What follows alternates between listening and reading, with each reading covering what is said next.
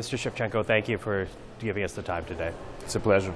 I want to begin with your reflections on the relationship between Canada and Ukraine, because of course, as ambassador, you spent much of your efforts in building the relationship. So how would you qualify, how would you describe Canada's support of Ukraine since Russia began this invasion in 2022? Well, if you talk to people in Ukraine and you mention Canada, you would see smiles on our faces. That's what we feel about Canada. We know that it's our closest ally, closest friend. And I think you have shown a great example how to support Ukraine in this difficult time. With your Operation Unifier, and that's how you train our soldiers and officers starting from 2015, with the weapons that you help us with and with the financial support, and most of all with the very strong solidarity. We feel that. Thank you.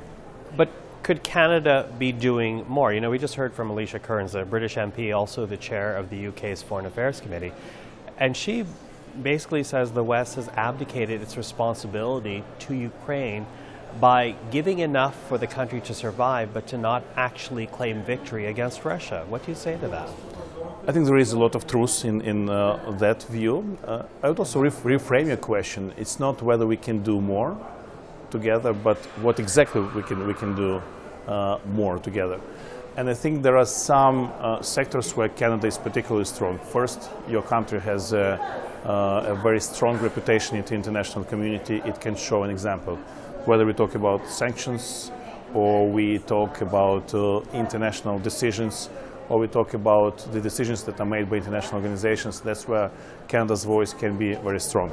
And of course, when it comes to weapons, when it comes to financial support, that's where Canada has been shown a very great example. So what you do matters a lot. That has a huge spillover effect. And what about support, though, from other countries, and particularly the United States? Of course, very important, but by November of next year, things could change dramatically. If the polls are correct, Donald Trump will win the Republican nomination, and again, if the polls are correct, he could and would beat Joe Biden in a general election. Within Republican ranks, there are questions being asked about the level of financial support being given to Ukraine. Does that worry you at all? To some extent, and for two reasons. First, because we immediately feel when there are debates of this kind in Washington, D.C., that has an immediate effect on the very specific material things that we get or don't get from the U.S. But moreover, it's about setting the tone for the whole international coalition. Obviously, America is the most important ally that we have to win this war. America has introduced this very successful Ramstein format where we have 54 nations sitting around one table and working together to defeat Russia. So any change in the tone in Washington, D.C. is something which is immediately felt across this table. But overall, we have a lot of confidence in America. We have a lot of confidence in this international coalition. Why? Because I think by now we have come to a very clear understanding. It's not about Ukraine, it's about our future. It's about sustainable peace that we can build together for the whole planet. And to do that, we need to make sure Russia is defeated in this war, and we strip Russia of its offense capabilities for a long time. And we have some good success there. Some good success. Are you worried, though, that morale will break, or that it's been already described as perhaps a war of attrition, that Russia will have more resources at the end of the day to win this battle against Ukraine? Well, yes and no. We cannot underestimate the resources and the power that Russia has, and we cannot underestimate how much of these resources Putin can throw into this war. At the same time, if we look at the facts, we see some very important developments. In the first year of the war, Russia lost more than 50% of its land operation assault capabilities.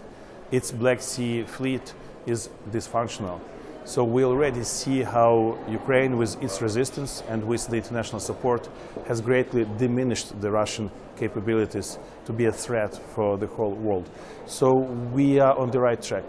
And our goal is not just to liberate the Ukrainian land. Our goal is to build sustainable peace and to make sure we can buy at least several decades of peace for the European continent and for the globe. You mentioned the European continent, and of course right now we have just heard from the EU beginning negotiations to look at Ukraine's addition to that community. What would that addition mean for Ukraine? How enthusiastic are you about this decision? Well, there is so much enthusiasm and optimism about this. And you might remember that in 2014 we had the Revolution of Dignity, which was a lot about our desire to join the European Union. People died in the streets of Kiev to defend their right to choose their destiny for their country. Also, it's a pragmatic choice. We feel that it's a good choice for the European Union and for Ukraine. It will make all of us better off. And speaking of the European Union, and we expect a very visible progress starting from December, when we hope to start negotiations on the joining the European Union, we should also remember about NATO. Those two should go together. And if we think together about long-term, sustainable, cost-efficient security solution for Europe, for Ukraine, for our neighbors, then the choice is obvious. It should be through EU and NATO membership for Ukraine. And when I worked here in Canada, I always felt that Canada is like the biggest European nation outside of Europe. We're talking about values, we are talking about respect for human rights, for human dignity. That is something which is in the heart of the European Union concept. And Ukraine will be very privileged to join the European Union. So, what do you hope comes out of this Halifax Security Forum? Here we have delegates from many countries, democracies in North America and Europe, talking about how we can support and defend democracy.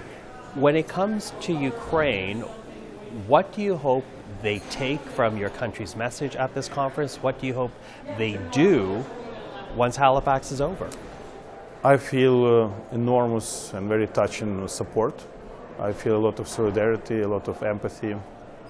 And I also feel there is a lot of concern in there, because I talked to someone who lives outside of Halifax and has a Ukrainian flag next to his house. And this man says, it's not a difficult thing to put a Ukrainian flag on a post. It's difficult to keep it there for a long time. And I think we must make sure that those voices who say, well, probably we have to switch our focus to some other directions, that we have clear response to that. And there are a lot of distractions. There are a lot of very important challenges we have to deal with. We have Israel, we have political turbulence in Washington, D.C. We have many other challenges. That should not distract us from this focus. Dealing with Ukraine and dealing with the Russian aggression, we are working on something of really enormously huge strategic importance, and we cannot lose this focus. We must keep our eye on this ball. Mr. Shevchenko, really appreciate the time. Thank you very much. It's a pleasure. Thank you.